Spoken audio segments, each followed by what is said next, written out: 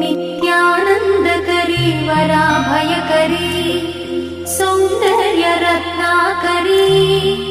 निर्धूताखिल पापनाशनकरी प्रत्यक्ष माहेश्वरी प्राणेयाचलवंशपावनकरी काशीपुराधीश्वरी भिक्षां देहि कृपावलम्बनकरी मातान्नपूर्णेश्वरी